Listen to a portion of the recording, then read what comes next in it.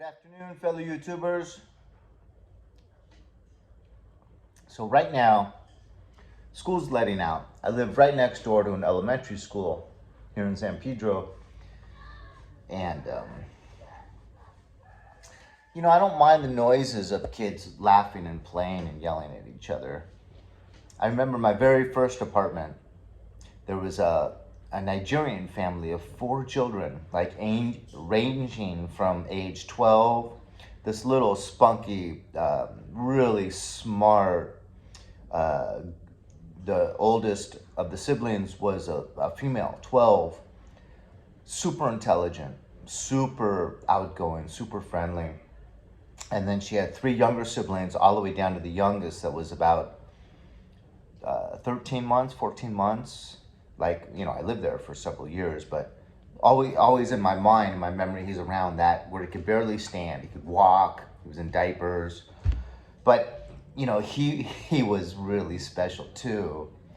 And then the boy, the third born boy, was just, these kids, the whole family of 4 children, and the mother was so sweet. I never even saw the father because he was always away working. So this family was like salt of the earth. And then there were 2 other kids that would come down and play with them.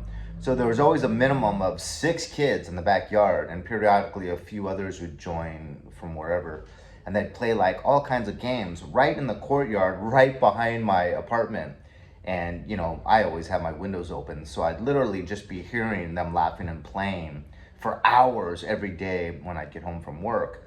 And it bothered me a little bit, like maybe the first 2 or 3 months, because I work at school, so I'd hear that all day. It's kind of like noise pollution, until you just kind of are able to kind of rise above it or block it out. I'm not sure which one would be more appropriate to explain what you do, but it just doesn't bother me. It stopped bothering me even in that first apartment I had. So I've always worked at schools. I've lived next door to a lot of schools, and because I used to live next door to what was it called? Orville Wright Middle School. Lived right next door to that too. Lived right next door to University High School. So it's funny, always working in schools and living right next door to quite a bit of schools. But so when school lets out, my dog loves kids. So when school lets out, I like going out and sitting on the front stoop with my dog on a flexi cord, that just he can run as far as he wants, up to 15 feet, and let him say hi to the kids as they walk by. But I stopped doing it after like the 3rd time because none of these kids want to say hi to my dog. My dog loves kids, and yet they have no interest, and they have a lot of fear. Some kids would jump over, they would grab their dad's hand and pull them over to the other side of the street. Usually they would just jump on the other side of the parent, that my dog's on this side of the sidewalk, and the kid would be on this side and jump on the other side, like have the parent for protection. So it kind of got me thinking, like, that's unusual. Maybe there's a change in this generation. And it got me thinking about, a little bit older kids, how they're kind of described as soy generation, and they're weak, snowflakes, and things like that. And started thinking about, okay, what went wrong with that generation? Okay, well, their families were doing pretty good, but we did away with corporal punishment in public schools in like 76, 78, somewhere around there. We put a lot of pressure on households not to use corporal punishment. The threat of Department of Children and Family Services through the schools. So if any kid would go to the school, you're mandated reporters at schools. So if any kid goes to school and says, I'm upset, why? Because my mommy always yells at me and she hits me with her comb too. Bam, you got to file a report, because you're not allowed to hit a kid with a comb, and you can't do any investigating. So you can't start to ask the kid a lot of prying questions. You just got to act like it's no big deal. Like, oh, I'm sorry. Well, try to have a good day, sweetheart, and then send them on their way, and then you start filling out the paperwork. And it's kind of good not to be the guy that asks too many questions from the child, because then when the parent finds out about the report being made and they're having to meet with a social worker over and over and over, and maybe take some classes in drugs or parenting skills, they'll ask the child, did someone ask you a lot of questions at school? Well, there was that school psychologist, Mr. Brown, and bam, they'll come on the campus and try to hunt you down. I once had a scary woman pounding her fist, marching all around campus, trying to find Mr. Brown. And I was like a little kid hiding. She came in the main office when I was talking to the secretary, sharing with them about how this parent, she was literally like a 300-pound, 6'2" African-American female, at least 300 pounds. I'd say more like 365. And I was scared. And I'm talking to the secretaries in the main office, and I see her walking in the main door, and I duck behind a desk.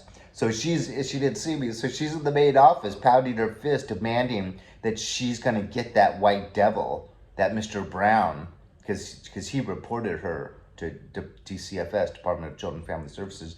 And I'm cowering and hiding behind a desk. But I mean, I had to report her. I saw her driving drunk down the street. My office window looked out, and she had her big old 70s Cadillac, and she had two adorable little twins, like first graders.